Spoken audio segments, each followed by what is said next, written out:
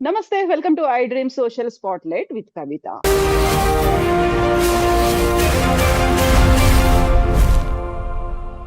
మలయాళ film ఇండస్ట్రీలో జరుగుతున్నటువంటి casting couch గురించి జస్టిస్ హేమ కమిటీ రిపోర్ట్ వచ్చిన తర్వాత అక్కడ యాక్సెప్టెన్స్ కంటే కూడా ప్రొటెస్ట్‌లు చేస్తూ రిజైన్ చేసినటువంటి సభ్యులు కనిపించారు. తెలుగు ఇండస్ట్రీకి సంబంధించి మహిళా కొరియోగ్రాఫర్ కంప్లెయింట్ చేసిన తర్వాత డిఫరెంట్ వెర్షన్స్ అనేవి ఎందుకని వినిపిస్తున్నాయి? సూపర్ స్టార్‌లు అనుకుంటున్నటువంటి హీరోస్ అందరూ దీని గురించి ఎందుకు రెస్పాండ్ అవ్వట్లేరు? సైలెంట్‌గా ఎప్పుడో ఒక ఇష్యూ బయటికొచ్చిన తర్వాత బాధితురాలు సైడ్ లైన్ అయిపోయేటువంటి పరిస్థితి ఎందుకని వస్తోంది? దీని గురించే మాట్లాడుకుందాం. ఏం జరుగుతుంది? ఏం జరగాలి? ఎందుకని దీన్ని హైలైట్ చేయట్లేరు? మనతో పాటుగా ఉన్నారు హ్యూమనిస్ట్ బాబు గోగినేని గారు. బాబు గారు నమస్కారం అండి. సో బాబు గారు, గతంలో కూడా మనం చాలా సార్లు కాస్టింగ్ కౌచ్, మీ టూ మూవ్‌మెంట్, అడ్జస్ట్‌మెంట్‌లు, కాంప్రమైజ్‌లు వీటి గురించి మాట్లాడుకున్నాము. 5, 6 ఏళ్ల కింద తెలుగు ఫిల్మ్ ఇండస్ట్రీలో కూడా ఒక కమిటీని ఏస్తున్నాము అని చెప్పారు. ఇలాంటి issues on and of popup అయ్యి బయటికొస్తున్నాయి. దాని గురించి పెద్ద చర్చ జరగట్లేదా? యాక్షన్స్ తీసుకోవట్లేదా? అసలు ఏం జరుగుతోంది? Hema committee, justice Hema committee report 2019లో ఇష్యూ అయిందండి. 2024లో దాన్ని రిలీజ్ చేశారు. ఏం చెప్తుందండి మనకిది? ఒక దిలీప్ అనేవాడు ఒక దుర్మార్గుడు. మలయాళీ ఫిల్మ్ ఇండస్ట్రీలో వాడు ఒక హీరో, ఒక సూపర్ స్టార్. ఒక ఫీమేల్ ఆర్టిస్ట్ ని, ఒక హీరోయిన్ ని ఒక గ్యాంగ్ ఆఫ్ పీపుల్ రేప్ చేస్తే ఇన్వెస్టిగేషన్ లో తేలింది ఏంటంటే ఈ వెధవ దిలీప్ అనేవాడు హీ ఫండెడ్ దట్ ఆపరేషన్, ఆవిడ మీద ప్రతీకారం తీర్చుకోవటానికి. ఇది జరిగిన తర్వాత అసలు ఈ మలయాళం ఫిల్మ్ సెక్టర్లో ఏం జరుగుతుంది అని గవర్నమెంట్ పాపులర్ డిమాండ్ మీద ఇన్స్టిట్యూట్ చేసిన హేమా కమిటీ రిపోర్ట్ 2017లో ఆ ఇన్సిడెంట్ జరిగితే 2019లో హేమా గారు 290 పేజీల రిపోర్ట్ రాసి దాంట్లో 50 పేజీలకు పైన యాక్చువల్ విక్టిమ్స్, వారు నేమ్ చేసిన అబ్యూజర్స్ ఆర్ పర్పెట్రేటర్స్ ఉన్నవి దాన్ని రిడాక్ట్ చేసి రిలీజ్ చేయండి అని చెప్పడం. తర్వాత జాగ్రత్త, ఈ రిపోర్ట్ అందరికీ చూపించద్దు, చాలా సెన్సిటివ్ ఇన్ఫర్మేషన్ ఉంది, విక్టిమ్స్ ఒప్పుకుంటేనే అన్నది చాలా ఇంపార్టెంట్ ప్రిన్సిపల్ కదండి, కాబట్టి డు నాట్ రిలీజ్ అని ఆవిడ చెప్పారు. బట్ 2017 ఇన్సిడెంట్ కి 2019లో జస్టిస్ హేమా గారు రిపోర్ట్ రాసేస్తే మనకి 2024లో దాని గురించి గవర్నమెంట్ చెప్పింది. గవర్నమెంట్ వాజ్ నాట్ ఫ్రీ, ఎందుకంటే జడ్జి గారే చెప్పారు మీరు రిలీజ్ చేయొద్దు అని. మీరు అన్నారు కదా, ఇప్పుడు ఎవరు మాట్లాడట్లేదు, హీరోస్ ఎవరు మాట్లాడట్లేదు. నేను ఇది మొదటిసారి కాదు కదండి. 2018లో శ్రీరెడ్డి గారి విషయం వచ్చినప్పుడు నేను మా అన్న ఆర్గనైజేషన్ని దుకాణం బంద్ చేయాలి అని చెప్పాను. నేను అప్పటి toxic atmosphere in the film sector ఏదైతే ఉందో దాన్ని కౌంటర్ చేయటానికి హ్యూమన్ రైట్స్ యాక్టివిజం కావాలి, ఈ ముసలి మొగ ప్రొడ్యూసర్లు, యాక్టర్లు వీళ్ళ ద్వారా ఏమీ జరగదు అని నేను అప్పుడు అన్నాను. ఆ విషయం విన్నాక చాలా మంది సినిమాల్లో ఉన్న వాళ్ళు కోపంగా రియాక్ట్ అయ్యారు. ఇప్పుడు ఒక సప్లిమెంటరీ క్వశ్చన్ మీరు అడిగిన దానికి నేను యాడ్ చేస్తానండి. ప్లీజ్. మలయాళం ఫిల్మ్, నేను ఇండస్ట్రీ అని కావాలని అనట్లేదు, ఎందుకంటే లీగల్ గా అది ఇండస్ట్రీ కాదు, అదొక యాక్టివిటీ అంతే. ఇండస్ట్రీ అంటే దానికి కొన్ని నార్మ్స్ ఉంటాయి, కొన్ని రెగ్యులేషన్స్ ఉంటాయి. ఇండస్ట్రీ చేయొచ్చు కానీ కాలేదు. మగవాళ్ళు ఏం మాట్లాడలేదని మీరు అంటున్నారు, ఆడవాళ్ళు మాట్లాడారా? ఇప్పుడు విమెన్స్ కలెక్టివ్ ఒకటి ఉందండి, విమెన్స్ కలెక్టివ్ ఇన్ సినిమా. వారు తీసుకునే ఇనిషియేటివ్. వాళ్ళు హ్యూమన్ రైట్స్ యాక్టివిస్ట్లే. కొంతమంది సినిమాతో కనెక్టెడ్ కానీ మోస్ట్లీ నాట్. కానీ విక్టిమ్స్ ఎవరు ముందుకొచ్చి మాట్లాడకపోవటం మనం నోటీస్ చేస్తున్నాం. ఒక ప్రాపర్ పోలీస్ కంప్లైంట్ మనకి పేరు చెప్పకపోయినా విక్టిమ్ అంటూ ఒకళ్ళు అది ఆ కంప్లైంట్ సైన్ చేసే వాళ్ళు ఒకళ్ళు కావాలి కదా, అది చేయటం లేదు. దాన్ని కంప్లీట్ గా వాళ్ళని బ్లేమ్ చేయకూడదండి. ఎందుకు చేయకూడదు అని అంటే వాళ్ళ జీవన భృతి దీంతో లింక్ అయి ఉంది కాబట్టి, వాళ్ళు రేపు ఆకలితో ఉండాల్సి వస్తుంది అని భయపడుతున్నారు కాబట్టి. ఈ సినిమా అన్నది అది బాలీవుడ్ కావచ్చు, టాలీవుడ్ కావచ్చు, అది తమిళనాడులో కావచ్చు, కేరళలో కావచ్చు, ఇది it's a clique of people. It's an organized group of people dominated by men who do not mind the exploitation that happens. ఇప్పుడు మగవాళ్ళకి ఫీజు ఎక్కువ ఇవ్వటము యాక్టింగ్ కి, ఆడవాళ్ళకి తక్కువ ఇవ్వటము విషయంలో ఉంది అక్కడ. నేను దాన్ని బిగ్ బాస్ షోలో నేను హైలైట్ చేశాను. బిగ్ బాస్ షోలో అక్కడ గేమ్ లో నన్ను ప్రొడ్యూసర్ గా చేశాను. చేసినప్పుడు నేను ఎవరికి just because they are male or female ఎక్కువ ఇవ్వాల్సిన అవసరం లేదని నిరూపించాను. అది చూపించారని కూడా నాకు చెప్పారు. ఒక ఈక్వల్ రైట్స్, ఈక్వల్ డిగ్నిటీ ఉన్న సొసైటీ కోసం మనం ప్రయత్నిస్తున్నప్పుడు various sectors create resistance which needs to be addressed. వీటిల్లో most popular medium, most easy access to people ఈ సినిమా కాబట్టి సినిమాలో ఏం జరుగుతుందో మనం దాని గురించి మాట్లాడుకుంటాం. మీటూ మూవ్మెంట్లో అమెరికాలో ఒక 15-16 ఏళ్ళు ఇంకెక్కువ అయినట్టుంది. అమెరికాలో sexual harassment at work, unfair work practices, unsafe work practices, వీటి గురించి అమెరికాలో తారాంకి అనుకుంటాను ఆవిడ పేరు, ఆవిడ స్టార్ట్ చేసిన మూవ్మెంట్ హాలీవుడ్కి స్ప్రెడ్ అయ్యి ఎంతో మంది ఆడవారు ముందుకొచ్చి తమని ఎవరు అబ్యూస్ చేశారో చెప్పారు. ఇప్పుడు మనకి చట్ట ప్రకారం ఏంటండి, చట్ట ప్రకారం భారతదేశంలో విక్టిమ్ పేరు చెప్పకూడదని ఉంది, ఎవడు చేశాడో చెప్పొద్దని లేదు.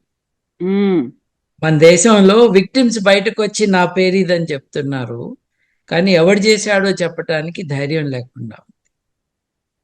వీళ్ళందరూ 1000 కోట్ల సామ్రాజ్యానికి అధిపతులు, పెద్ద పెద్ద కబ్జా చేసిన ల్యాండ్లో కట్టుకున్న స్టూడియోల అధిపతులు. వీళ్ళకి భయము ఉండదు, వాళ్ళంటే భయం చాలా మందికి ఉంటుంది. అందుకనే మనకి ఇలా ఉంది, అమెరికాలో అలా ఉంది. అమెరికాలో కూడా జరిగింది అన్యాయమే, కానీ కొంచెం ఊతం ఇచ్చి ఎవరో మేమున్నాము అని, ప్రజలందరూ మీతో ఉన్నారు అన్న ఒక ఇంప్రెషన్ రాగానే ఆల్మోస్ట్ ఇమ్మీడియట్లీ ఒకళ్ళ తర్వాత ఒకళ్ళు బయటికి రావటం. హార్వే వైన్స్టైన్ లాంటి వాడిని, అసలు the top most movie mogul in that country, వాడిని లోపల పెట్టేశారు. వాడు ఇంకా లోపలే ఉన్నట్టు ఇన్నేళ్ల నుంచి. So it is possible that people have to come out. ఇప్పుడు 2-3 వారాల క్రితము డాక్టర్ సుజాత, పేరెందుకు చెప్తున్నానంటే ఆవిడే చెప్పారు తన పేరేంటి అని. డాక్టర్ సుజాత అనే ఆవిడ బర్ఖాదత్తో మాట్లాడారండి. తనకేం జరిగిందో చెప్పారు. తనకి 16వ ఏట నుంచి తనని గ్రూమ్ చేయటం, తనకి 18వ ఏడు వచ్చేటప్పటికల్లా తన్ని రేప్ చేశాడు ఒక పెద్ద డైరెక్టర్ తమిళ్ సినిమాలో అని ఆవిడ చెప్పారు. అది వింటూ ఉంటే ఒళ్ళు జలధరిస్తుంది, కంట్లో నీళ్ళు వస్తాయి. ఓపెన్ గా చెప్పేశారు ఆవిడ, ఎలాక్వెంట్ గా చెప్పారు. కానీ ఆవిడ కూడా డైరెక్టర్ పేరు చెప్పలేదు. సో అందరూ ఒకళ్ళని పట్టుకుని ఒకళ్ళు ఏడ్చుకుని వెళ్ళటమే కానీ తప్పు చేసిన వాడిని పట్టుకునే అవకాశం లేకుండా అయిపోతా ఉంది విక్టిమ్. ఆవిడ డాక్టర్ గారు, ఆవిడన్నా చెప్పు ఉండాల్సింది. అవును. కానీ విక్టిమ్ ని మనం డిమాండ్ చేసే అంత దుర్మార్గంగా ఉండకూడదండి. వాళ్ళని ఎంకరేజ్ చేయొచ్చు అంతే. ఇప్పుడు 35 ఏళ్ల క్రితం ఏదో జరిగింది నాకు అని ఇప్పటికీ నాకు ట్రామాటిక్ గా ఉంటుందన్న ఆవిడ్ని మళ్ళా పేరు చెప్పు, సబ్సిక్వెంట్ మీడియా అటెన్షన్ ఎదుర్కోగలనని చెప్పు అన్న డిమాండ్స్ మనం పెట్టడం కష్టం. So it is a very complex situation. Situation. అంటే అక్కడ అందరు రిజైన్ చేశారు. రిజైన్ చేసిన వాళ్ళు చాలా ugly thing that they resign. Silent గా ఉండటం వేరు, అందరూ కలిసి రిజైన్ చేయటం వేరు. మీరు అన్నారు ఇక్కడ కూడా things have not been good అని. ఏ ఫీల్డ్ లోనూ థింగ్స్ ఆర్ నాట్ గుడ్ అండి. ఇప్పుడు కేవలం సినిమా అని కాదు. ఇప్పుడు ప్రజ్వల్ రేవಣ್ణ ఉన్నాడు, పూర్వ ప్రధానమంత్రి మనవడు. అతను వీడియో తీసుకుని ఇల్లిసిట్ అంటం కంటే కూడా ఫోర్స్డ్ సెక్షువల్ రిలేషన్స్ మెయింటైన్ చేసినప్పుడు అతన్ని ఏం చేశారు? కొద్ది కాలం జర్మనీ పారిపోయాడు, తిరిగి వచ్చాడు, పార్టీలోంచి తీసేశారు. నేను ఐ డ్రీమ్స్ డిస్కషన్లోనే 2-3 సార్లు చెప్పాను, సినిమాల్లో డైలాగులు రాసేవాళ్ళు అత్యంత టాక్సిక్ డేంజరస్ డైలాగులు రాస్తున్నారు. నేను అందరూ గురూజీ అంటారు, దట్ డర్టీ ఫెలో త్రివిక్రమ్ అని కూడా అన్నా. ఎందుకన్నాను? అతని డైలాగులు చూడండి. గురూజీ ఏంటండి మనిషికి పేరు. అతను రాసిన డైలాగులు ఏంటి? జల్సా సినిమాలో 2008లో తీసిన జల్సా సినిమాలో పడుకున్న అమ్మాయిని రేప్ చేస్తే ఏం మజా వస్తుందిరా అని రాశాడు ఈ దరిద్రుడు. పడుకున్న అమ్మాయిని రేప్ చేస్తే ఏం మజా వస్తుందిరా, పరిగెత్తేటప్పుడు చెయ్యాలి అని అని రాసిన వాడు గురూజీనా? ఏం తెలుస్తుంది మనకి దీనివల్ల ఈ సినిమా ఫీల్డ్ గురించి? మీరే చెప్పండి. నేను లిజెండ్ అంటూ సొంత డబ్బా కొట్టుకుంటూ తిరిగేవాడు హీరోయిన్ ని సెట్ మీద కొట్టాడంట. తర్వాత లైసెన్స్ ఉందో లేదో తెలియదు కానీ తుపాకీ తీసుకుని TV9 ఆఫీస్కి వెళ్ళాడంటే బెదిరియటానికి ఎవరు. ఇది ఒక స్టోరీగా చెప్పుకుంటున్నారండి. ఇది నేరాలు ఘోరాల్లో రిపోర్ట్ కావాలి.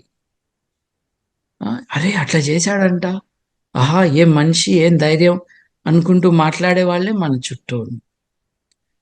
సో ఈ కాంటెక్స్ట్ లో it is sad, but this is the only thing you can expect. ఇంకోటి, తెలుగు సమాజము ప్రేక్షక సమాజం. అది సినిమా అవ్వచ్చు, నేరాలు అవ్వచ్చు, ఏదైనా అవ్వచ్చు.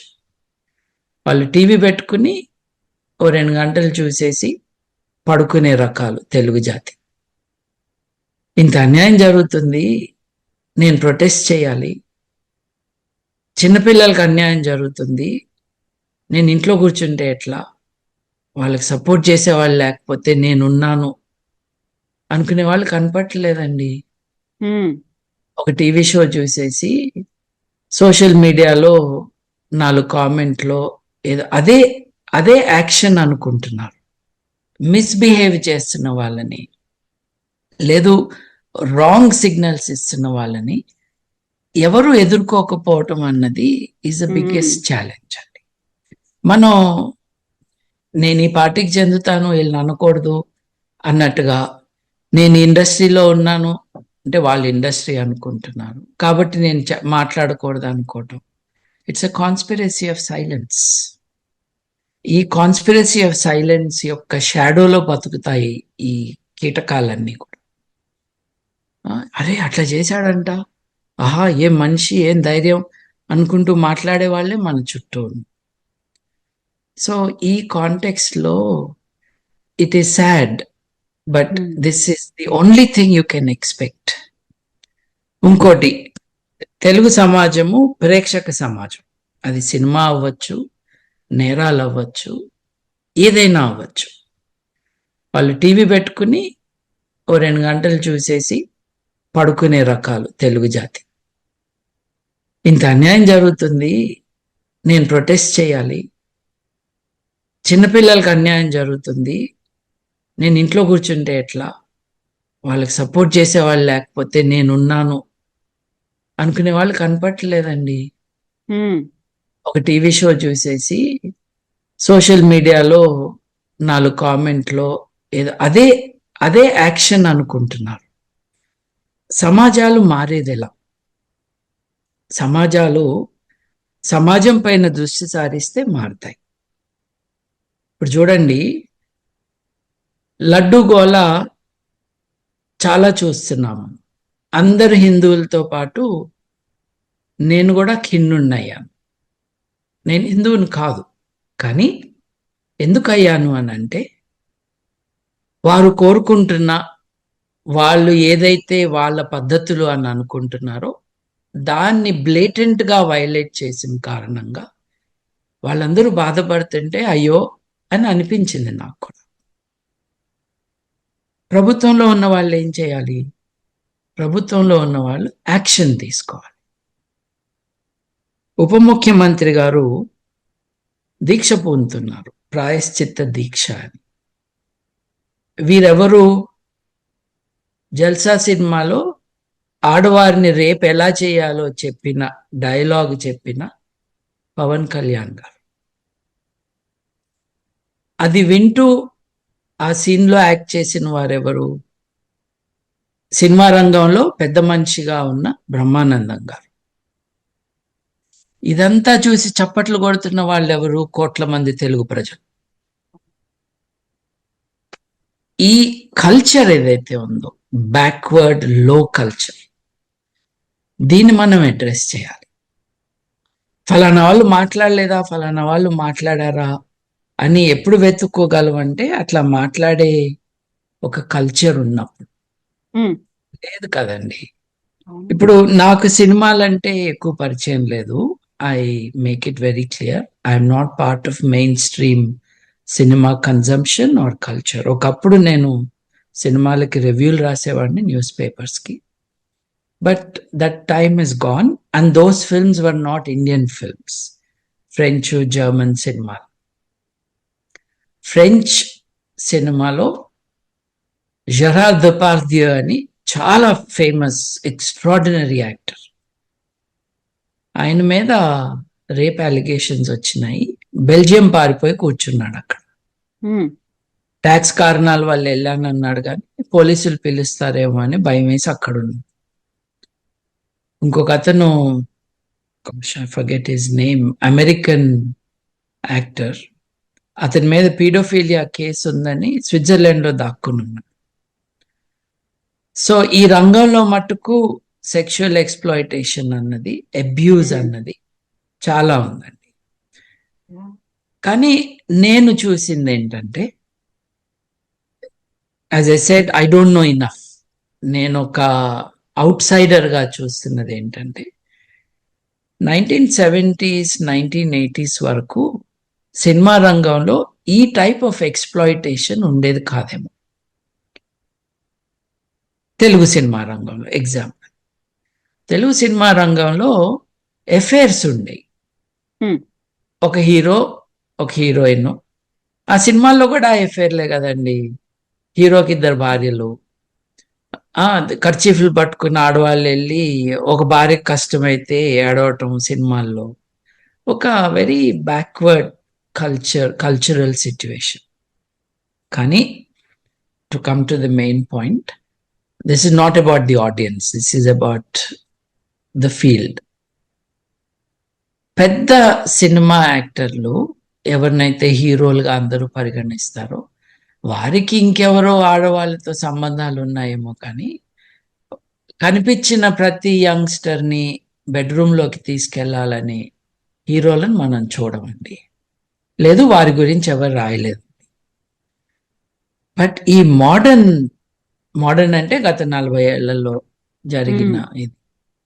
ఎవరైతే స్టూడియోలను నడుపుతున్నారో, ఎవరైతే ప్రొడ్యూసర్లుగా ఉన్నారో, ఎవరైతే మ్యూజిక్ డైరెక్టర్స్గా ఉన్నారో, ఎవరైతే యాక్టర్స్గా ఉన్నారో, ఎవరైతే ప్రొడక్షన్ ఇన్ఛార్జీలుగా ఉన్నారో, ఎవరెవరికి అసలు వీటన్నిటిలోనూ మగవాళ్లే ఉండటం ఒకటి ఆశ్చర్యకర విషయం.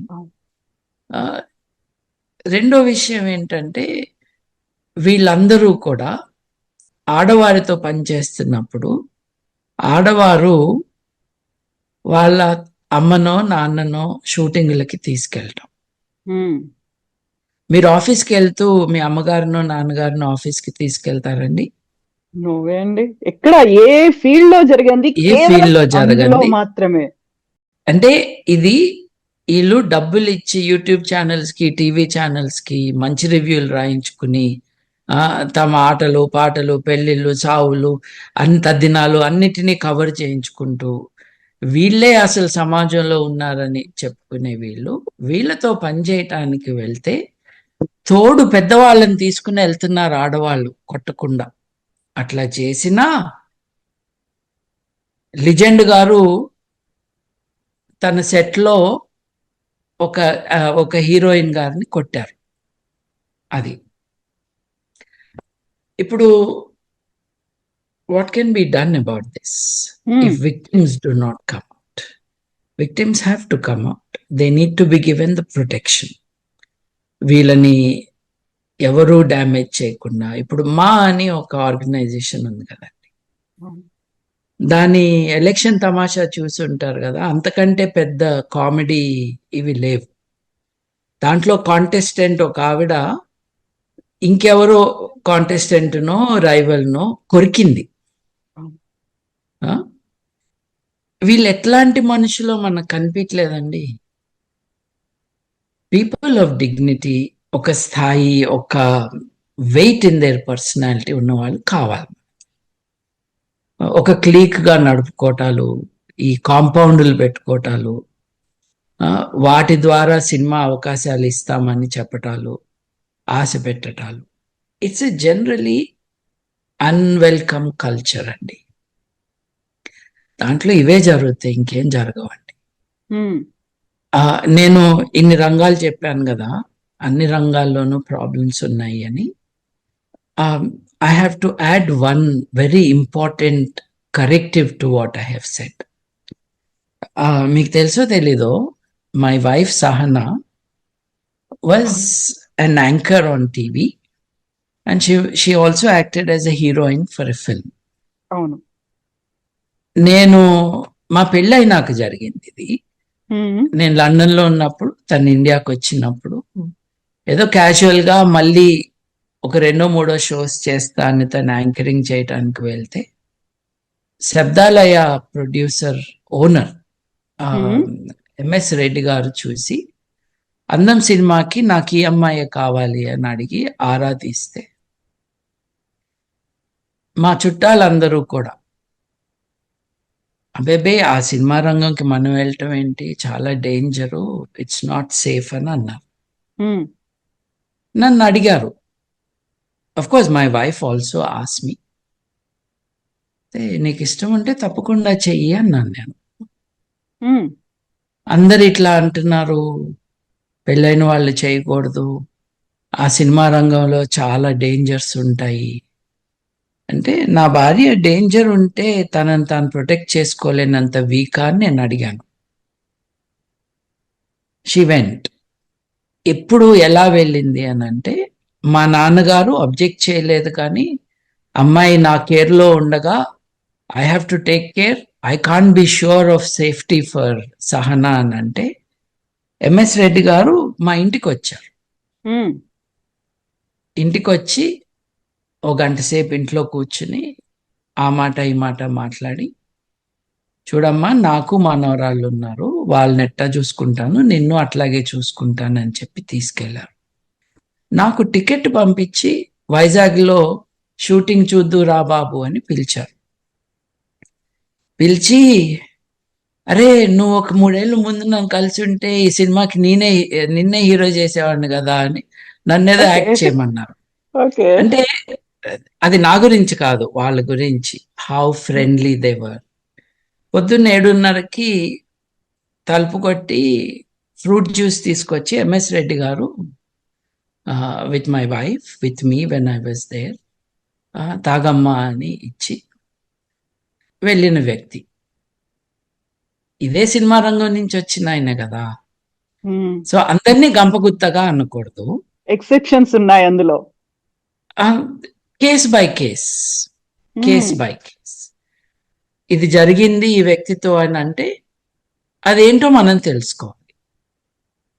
మహేష్ బాబు గుంటూరు కారంలో డర్టీ డైలాగ్ చెప్తే మహేష్ బాబు విలువలేంటో క్వశ్చన్ చేయాలి. అది రాసినవాడు త్రివిక్రమ్ అయితే ఇట్రా నువ్వు అసలు ఏంటి, నువ్వేం రాస్తున్నావు అని అడగాలి. ఎందుకంటే ఇవి సింప్లీ క్యారెక్టర్ కాదు. ఉమ్. ఇప్పుడు ఆ సినిమాలో నవల్లో క్యారెక్టరు అట్లాగే క్రియేట్ అవుతుంది, వాళ్ళు దుర్మార్గులుగా ఉంటారు, మంచి వాళ్ళుగా ఉంటారు అని అనొచ్చు. And there is justification for the argument. But is it a valid argument are not అన్నది ఈ శాల్తీలు బయట ప్రపంచంలోకి వచ్చినప్పుడు ఎలా బిహేవ్ చేస్తారో దాన్ని బట్టండి. ఇప్పుడు నువ్వు సినిమాలో ఏమైనా అనొచ్చు అఘోరాగా, నువ్వు బయటకు వచ్చి ఆడాలని ప్రెగ్నెంట్ చేయాలని స్టేజ్ మీద మాట్లాడినప్పుడు నువ్వు అఘోరా టైపే అని అర్థమవుతుంది. సో మనం కొంచెం జాగ్రత్తగా ఉండాలి, కానీ వీళ్ళేం పెద్ద సాధువులేం కాదు అని మటుకు మనకు తెలుస్తాం. ఇష్టం వచ్చినట్టు అనకూడదు, ఎవరిని అనకూడదు. సో ఇట్లాంటి అట్మాస్ఫియర్లో కవిత గారు మీరు ఈ కమిటీ ఏర్పాటు చేశారు, మా వాళ్ళు చేశారు లేకపోతే వేరే వాళ్ళు చేశారు అంటే does it inspire confidence? If it should, then what are their past actions which give us some confidence that now they will do something good? ఇప్పుడు కొరియోగ్రాఫర్ గారు డాన్స్ మాస్టర్ గారిని అనకముందు ఇవి లేవా?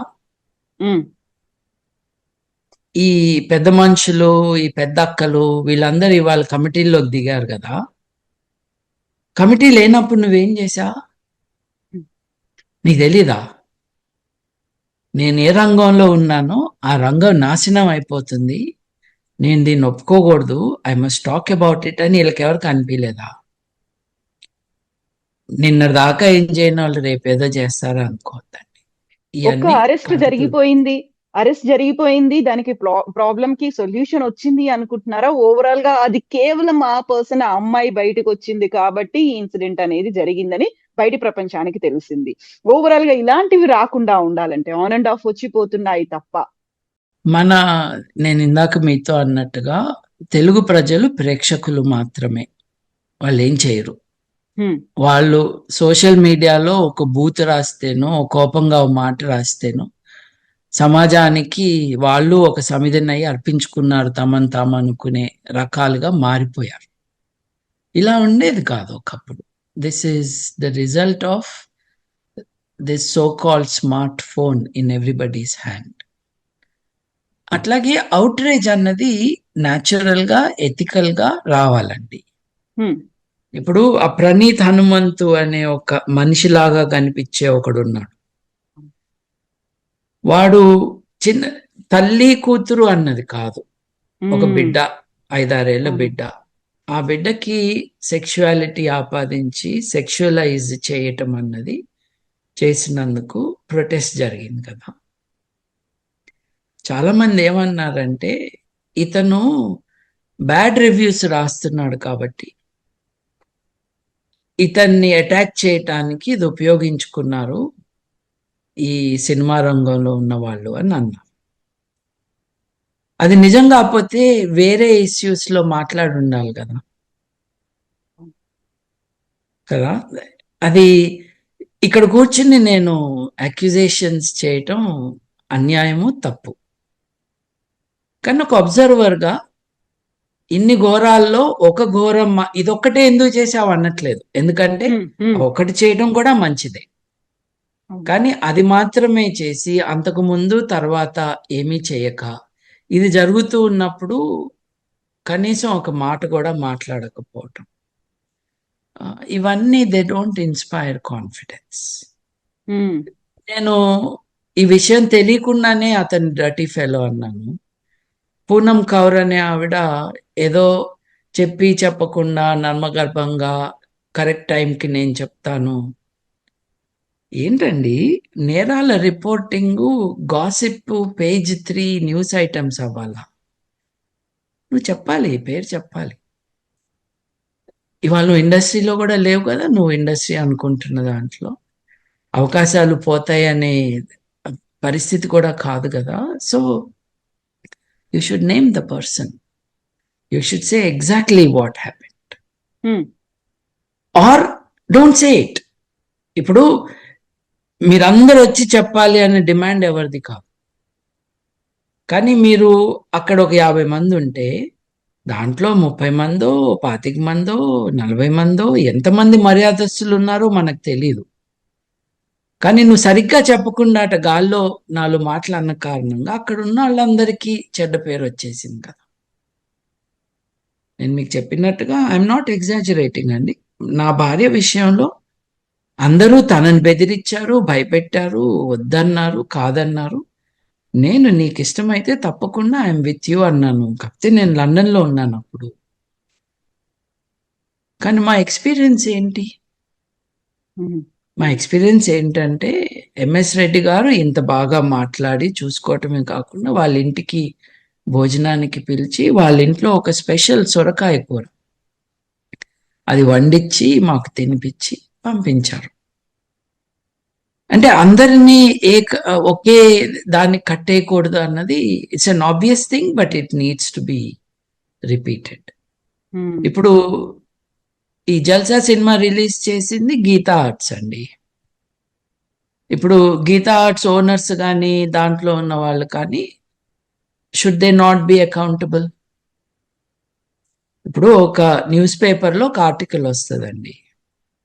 ఆర్టికల్ రాసిన వ్యక్తి పైన మనకు అభ్యంతరం ఉంటే ఆ వ్యక్తిని అలాగే పబ్లిషర్ని అలాగే ఎడిటర్ని అందరినీ బాధ్యులు చేస్తాం కదా. ఒక ప్రొడక్షన్ హౌస్ ఇంత పువర్ క్వాలిటీ, లో స్టాండర్డ్స్ అండ్ హారిబుల్ కంటెంట్, మళ్ళీ గుర్తు చేస్తున్నాను నేను, డెప్యూటీ చీఫ్ మినిస్టర్ గారు, ఇవాళ డెప్యూటీ చీఫ్ మినిస్టర్ 2008లో జల్సా సినిమాలో నిద్రపోతున్న అమ్మాయిని రేప్ చేస్తే ఏం మజా వస్తుందిరా అన్న డైలాగ్ చెప్పారు. ప్రాయశ్చిత్తం అందుకు చేసుకోవాలి, ప్రాయశ్చిత్తం అందుకు చేసుకో. పవిత్రత అపవిత్రత అంటున్నారే, ఆడవాళ్ళు మీకు పవిత్రమైతే మీరు అట్లాంటి మాట మాట్లాడినందుకు మీరు అక్కడ చేసుకోండి ప్రాయశ్చిత్తం, అందుకు చేసుకో. ముఠాలుగా విడిపోయిన జనాల సమాజం మనది. నేను ఈ పార్టీతో ఉన్నాను, నేను ఆ వ్యక్తికి వీరాభిమానిని, నేను అంటానికి ఒప్పుకోను, నేను ఫలానా సేనలో ఉన్నాను, నేను ఫలానా గ్రూపులో ఉన్నాను, ఆర్మీస్ ఉన్నాయి. దీనితో things are not moving forward.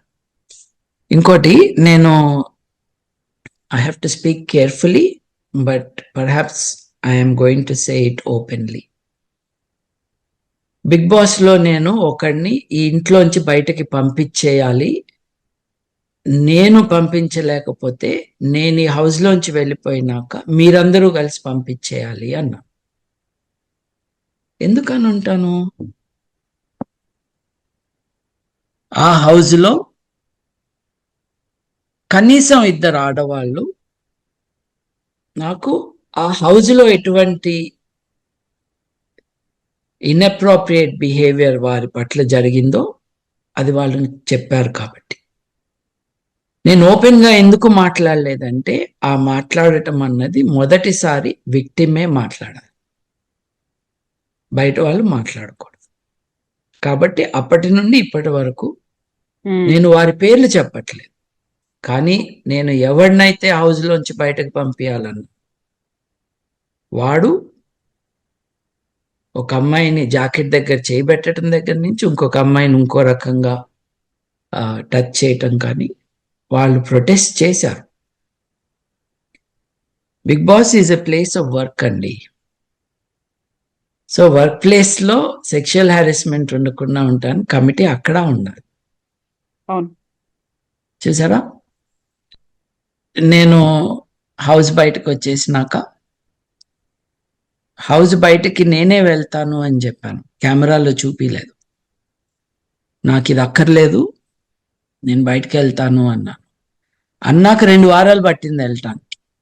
నేను అన్ని యాక్టివిటీస్కి దూరంగా ఉన్నాకు. షో అయిపోయినాక ఆ లేడీస్ గ్రూప్తోనే నేను అన్నాను, నేను మీతో ఉంటాను, నాకు విదేశాలు వెళ్ళే ప్లాన్ ఉంది, ఎప్పటి నుంచో చేసుకున్న నా ప్లాన్ ఉంది. బిగ్ బాస్ కారణంగా కొన్ని నెలలు డిలే అయింది. నేను వెళ్ళక ముందు ఆ రిలేటెడ్ హ్యూమన్ రైట్స్ సపోర్ట్ నేను ఇస్తాను, రండి కంప్లైంట్ ఇవ్వండి అని నేను చెప్పాను. హౌస్లో కూడా చెప్పాను, కెమెరాకు వచ్చి చెప్పండి. మీరు కెమెరాలో చెప్తే బిగ్ బాస్లో ఉండే 90 కెమెరాల్లో ఒక కెమెరా ముందుకు వచ్చి చెప్పమన్నా, చెప్పలేదు. షో అయిపోయినాక నేను అడిగాను వాళ్ళు, మీరు చెప్తారా అని. అంటే they were very touched by my support to them. కానీ సార్ మీకు తెలుసు కదా, మేము ఈ మాట్లాడితే మాకు ఇక ఆపర్చునిటీసే ఉండవు, అంటే అటువంటి రంగంలో మీకు ఆపర్చునిటీస్ కావాలా అన్నాను నేను. నవ్వారు, ఎంబారెస్మెంట్తో, కాస్త సిగ్గుతో. బైదే వాళ్ళెవరికి కూడా సైలెంట్గా ఉన్న తర్వాత కూడా వాళ్ళ కెరియర్సే ముందుకెళ్ళారు. అప్పుడప్పుడు ఫ్లాష్గా కనిపించి వెళ్ళిపోవటమే తప్పిస్తే it did not help. So ఆ బిగ్ బాస్ లో కనిపిస్తే, అక్కడ కంప్లైంట్ చేస్తే, బయటికి వచ్చినాక కూడా ఫిల్మ్ ఇండస్ట్రీలో దొరకవు. అంటే ఒకటక్కడ ఏదైనా ప్రాబ్లం ఉంది, వీళ్ళు రెస్పాండ్ అవుతున్నారు, దానికి ఇమ్మీడియట్ గా రియాక్ట్ అయ్యి కంప్లైంట్ చేస్తున్నారు, వాయిస్ చెప్తున్నారు అంటే వాళ్ళని అక్కడే కట్ చేసేయాలి అనేటువంటి కాన్సెప్ట్ కనిపిస్తోంది అక్కడ. యా, అది ఆపర్చునిటీస్ డినై చేయటం. ఇప్పుడు ఈ డాన్స్ కొరియోగ్రాఫరు నాకు అవకాశాలు రాకుండా చేస్తున్నాడు, ఈ కొరియోగ్రాఫర్స్ అసోసియేషన్ అధ్యక్షుడిగా ఉండి నాకెక్కడ స్పేస్ లేకుండా చేస్తున్నాడు అని ఒక కంప్లైంట్ కదండి. అంటే కొంతమందిని వెలివేయటం, వాళ్ళకి అవకాశం రాకుండా చూడటం. మీకు గుర్తుండే ఉంటుంది 2018లో నాకు అటు ఇటు సినిమా రంగం వాళ్ళే, బాగా డబ్బులున్న ప్రొడ్యూసర్లే కూర్చుని ఫోన్లో మాట్లాడే వాళ్ళు ఉన్నాం. నేను ఆ మాని మూసేయాలి అని అన్నా. ప్రభుత్వం ఒక ఐఏఎస్ ఆఫీసర్ని పెట్టాలి, అక్కడున్న వాళ్ళ పేర్లు కూడా గుర్తులేవు, వాళ్ళు శ్రీరెడ్డి గారిని అవకాశాలు లేకుండా చేస్తాము అని, సామాజిక బహిష్కరణ చేస్తామన్నటువంటి మాటలు మాట్లాడారు. I'm oppose to every abuse of human rights. నేను ఆ కాంటెక్స్ట్లోనే దెబ్బలాడాను. ఆ కాంటెక్స్ట్లోనే వాళ్ళు అంత ఓపెన్గా ఎలా చెప్పగలిగారండి? ఒక వ్యక్తిని అవకాశాలు లేకుండా మేము చేస్తాము అంటే under the current, behind the సీన్సే కాదు, ఓపెన్గా కూడా మాట్లాడేవాళ్ళు. వీళ్ళని కూర్చోబెట్టి గంటల తరబడి టీవీల్లో ఇంటర్వ్యూలు, వాళ్ళు ఎంత గొప్ప వాళ్ళో చెప్పటాలు, వీళ్ళలో కొంతమందికి ఆనరరీ డాక్టరేట్లు. ఒక ఆయనేమో ఒక ఎంబసీకి ఆనరరీ కౌన్సిల్గా అపాయింట్ అయ్యి, డబ్బులు లేని దేశాలు, అంటే పేద దేశాలు చాలా ఉంటాయి, ఆ దేశాలు ఒక రాయబార కార్యాలయం వేరే దేశాలలో ఏర్పాటు చేసి దాని రాజధానిలో, మిగతా నగరాల్లో కాన్సులేట్స్ని ఏర్పాటు చేసుకుంటాయి మామూలుగా. అయితే మరీ డబ్బు లేని వాళ్ళు ఆ నగరంలో ఒక ప్రముఖుడిని పిలిచి, మీరు మాకు ఆనరరీ కాన్సుల్గా ఉండాలి అని రిక్వెస్ట్ చేసుకుని అపాయింట్ చేస్తారు. ఇట్స్ రియల్లీ ఒక అలంకారం తప్పించి వాళ్ళకేమీ consular functions in real sense ఉండవు. అంటే ఒక పేద దేశం తమ దగ్గర డబ్బులు లేవు కాబట్టి ఒక ఊళ్ళో, ఇండియా లాంటి దేశంలో 7-8 నగరాల్లో కార్యాలయాలు పెట్టుకోకుండా 7-8 మందిని అపాయింట్ చేసి నువ్వు మాకు ఆనరరీ కౌన్సిల్గా ఉండాలి అని చెప్తారు. రాయబారులని ప్రోటోకాల్ ప్రకారం యువర్ ఎక్సలెన్సీ అని అనాలి. సో ఒక cinema not very successful actor గారు, లెట్ దెమ్ నో అంకుల్ గారు, తన ఆనరరీ కౌన్సిలర్ పొజిషన్ ఉంది కాబట్టి అందరూ నన్ను యువర్ ఎక్సలెన్సీ అనాలి అని డిమాండ్ చేశాడు అన్నది ఆరోపణ. ఎంత చిల్లర మనుషులండి వీళ్ళు. ఏం చేద్దామండి? వీళ్ళ నుంచి మనం ఏం ఎక్స్పెక్ట్ చేయాలి? వీళ్ళందరూ ధనవంతులే, వీళ్ళందరికీ చాలా పవర్ ఉంది సొసైటీలో. ఇటువంటి వారికే పవర్ ఉండటం అన్నది కూడా it's a travesty in modern society. So this is where we are అండి. ఈ కాంటెక్స్లో sexual abuse, sexual exploitation will continue. And I want to add one small addition to what I have said so far. ఆడవాళ్ళు మాత్రమే కాదండి, మగవాళ్ళు కూడా are victims of sexual exploitation. నేను ఒక టీవీ ఛానల్కి సెక్షువల్ ఎక్స్ప్లాయిటేషన్ మీద షో చేయటానికి ప్రిపేర్ అవుతుంటే కొంతమంది వచ్చారు. మేము పిల్లలుగా ఉన్నప్పటి నుండి ఇప్పటి వరకు మమ్మల్ని ఎలా అబ్యూస్ చేశారు, దీస్ ఆర్ బాయ్స్, యంగ్స్టర్స్, చెప్పడానికి.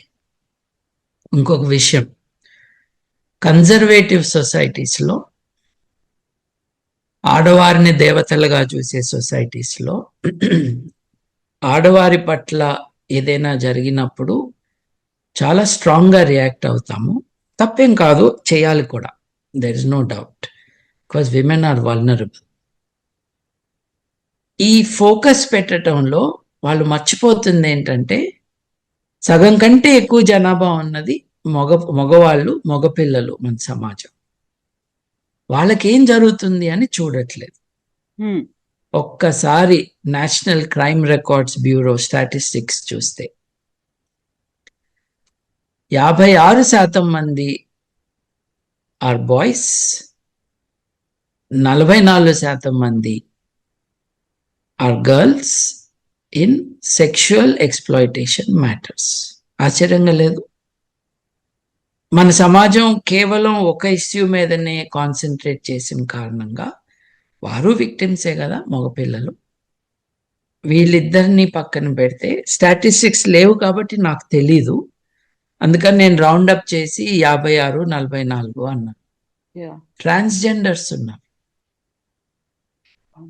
ట్రాన్స్జెండర్స్ వాళ్ళ లైఫ్స్ ఏంటి, వాళ్ళ జీవనోపాధి ఏంటి, వాళ్ళకి జీతాలు లేక, ఉద్యోగాలు లేక, వాళ్ళు రోడ్డు మీదకి వచ్చి ఎందుకు మిమ్మల్ని డబ్బులు అడుగుతున్నారు? మీరెవరు వాళ్ళని ఆఫీసుల్లోకి రానివ్వట్లేదు కాబట్టి, వాళ్ళకు ఉద్యోగాలు ఇవ్వట్లేదు కాబట్టి. వాళ్ళు ఎందుకు అడుక్కుంటున్నారు? వాళ్ళని మీరు బయటకు తరిమేశారు కాబట్టి, నువ్వు మొగ కాదు ఆడ కాదు అన్నారు కాబట్టి. అదే కదా తెలుగు సినిమా వాళ్ళు మాడా అని అనేది, మగ ఆడ రెండు కాని వాళ్ళు అని. అంటే చూడండి, ఈ toxic thing is being reflected. Cinema is not causing it. We should not mistake it. But cinema is perpetuating it and not letting it go. బాబు గారు, ఇప్పుడు జస్టిస్ హేమా కమిటీ రిపోర్ట్ బయటకు వచ్చిన తర్వాత అందులో కీలకమైనటువంటి ఒక వర్డ్ ని యూజ్ చేశారు, పవర్ గ్రూప్ అనేది. ఇటు పొలిటికల్ పర్సన్స్ ఎవరైతే పొలిటీషియన్స్ ఉన్నారో ఫిల్మ్ ఇండస్ట్రీలో చాలా కీలకంగా వ్యవహరిస్తున్నారు. ఈ రెండిటికి చాలా క్రూషియల్ సంబంధాలు వాళ్ళకు ఉన్నాయి కాబట్టి ఇలాంటివి బయటికి రాకుండా చేస్తున్నారు అనే మాట ఆ రిపోర్ట్ లో కనిపించింది. సో ఒకటికి ఒకటి అంత సపోర్టివ్ సిస్టమ్ లాగా ఉన్నప్పుడు మనం ఇంతసేపు మాట్లాడుకున్నటువంటి బాధితులు బయటకు వచ్చే అవకాశం ఉందంటారా? లేదండి, తెలుస్తానే ఉంది కదా. మనం ఇప్పటిదాకా మాట్లాడుకున్న ఈ పెద్ద పెద్ద వాళ్ళందరూ చాలా పవర్ఫుల్ పీపుల్ కదండి. వీళ్ళు అధికారంలో ఎవరుంటే వాళ్ళ సైడ్ ఉంటారు. ఇప్పుడు మొన్నటి దాకా జగన్మోహన్ రెడ్డి నాకు చుట్టం అని చెప్పుకున్న మోహన్ బాబు సడన్ గా నిన్న ట్విట్టర్లో ఏం రాశాడండి, తనకి ఆత్మీయుడు మిత్రుడు అయిన చంద్రబాబు నాయుడు అంటూ రాసుకొచ్చాడు. మొన్నటి దాకా సైడ్ కామెంట్లు పెడుతున్నాయని. వీళ్ళంతా కూడా ఒక ప్రిన్సిపల్ కోసం ఉన్న వాళ్ళు కాదు. వీళ్ళు అధికారం సైడ్ నుండే మనుషులు. So you can expect that this will continue like this. నిటారుగా నుంచుని మాట్లాడే వాళ్ళు తక్కువైపోయారు సమాజం. ఈ స్ట్రగుల్లో ఆడవారి సంఘాలు చాలా ఇంపార్టెంట్ పాత్ర పోషిస్తున్నాయి. కానీ వాళ్ళు చాలా తక్కువ మంది, ఇంకా చాలా మంది రావాలి. అది ఎందుకు రావట్లేదు అన్నది వీ కెన్ గెస్. భయం ఒక్కటే కారణం కాదు. They also do not feel independent. ఇప్పుడు చిన్నప్పటి నుంచి ఆడపిల్లల్ని అట్లా పెంచుతున్నారు, ఒబీడియంట్ గా ఉండాలి, చెప్పిందే వినాలి అని. ఒక వ్యక్తిత్వం ఉండాలి. చాలా కొద్ది మందికి మాత్రమే మోడర్న్ పేరెంటింగ్ ఒక బెనిఫిట్స్ లభిస్తూ ఉన్నాయి ఆడవారిలో కూడా. So it's a major disaster in Indian society. దీన్ని ఒక సినిమా రంగానికి మాత్రమే పరిమితం చేయనక్కర్లేదు. ప్రాస్టిట్యూషన్, ఇది ఫీమేల్ హ్యూమన్ ట్రాఫికింగ్, 16 ఏళ్ళు 18 ఏళ్ళు నిన్నని ఆడపిల్లలకి పెళ్లిళ్ళు చేసేయటం, లీగల్ ఏజ్ కంటే తక్కువగా ఉన్నప్పుడు సెక్స్లో పాల్గొంటే అది రేప్ అవుతుంది. ఎంతమంది బిడ్డలు రేప్కి గురవుతున్నారు, తల్లిదండ్రులు అరేంజ్ చేస్తున్న రేప్. ఈ 16 ఏళ్ళు 14 ఏళ్ళ పెళ్ళిళ్ళు ఇంకా జరుగుతూనే ఉన్నాయి కదా. తెలంగాణలో జరుగుతున్నాయి, ఒరిస్సాలో జరుగుతున్నాయి, మధ్యప్రదేశ్లో జరుగుతున్నాయి, రాజస్థాన్లో జరుగుతున్నాయి. ఈ జరిపేది మళ్ళీ వాళ్ళ పెద్దలే కాకుండా ఇంట్లో కుటుంబ సభ్యులే కాకుండా ఒక్కోసారి మంత్రులు ఎమ్మెల్యేలు కూడా వెళ్తున్నారు వీటికి. So my request is, while the focus is on cinema, వీళ్ళు ఈజీగా మనకు దొరుకుతారు.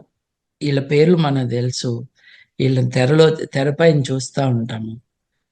వీళ్ళు రెగ్యులర్గా టీవీల్లో వచ్చి మాట్లాడతారు కాబట్టి కామెంట్ చేసే వాళ్ళకి ఈజీగా దొరుకుతారు వీళ్ళు. కానీ it's not unique to that field. And సభ్య సమాజంలో సభ్యులందరూ కూడా ముఠాలుగా ఉండకుండా they must make these demands of those who claim to be leaders of people, representatives of some ideologies. అది చేస్తూ ఉంటే ఒకప్పటికి మారుతుందండి. ఏదో మనం ఏదో చర్చ చేసుకుంటే రేపు అయిపోతుందన్న ఇల్యూషన్లో ఎవరూ లేం మనం. బట్ మారటానికి మార్గం మట్టుకు ఇదే. సమాజంలో పెద్దవాళ్ళు, నాయకులు అన్న వాళ్ళు నిలదీసి ప్రశ్న వేసి వాళ్ళతో ప్రాయశ్చిత్తం చేపించిన రోజే మారతాయి. సో ట్రూ అండి బాబు గారు, థ్యాంక్ యూ సో మచ్. అంటే ప్రతిసారి ఇది చివరిది కావాలి, మళ్ళీ ఇలాంటి జరగొద్దు అనుకుంటాము. బట్ మీరు చెప్పినటువంటి ఈ మాట, క్వశ్చనింగ్ అండ్ మేమున్నాము అని నిలబడేటువంటి పర్సన్స్ ఆర్ మిస్సింగ్ నౌ. వాళ్ళు బయటికి రావాలని నిజంగా కోరుకుందామండి. థ్యాంక్ యూ సో మచ్ బాబు గారు. థ్యాంక్ యూ అండి.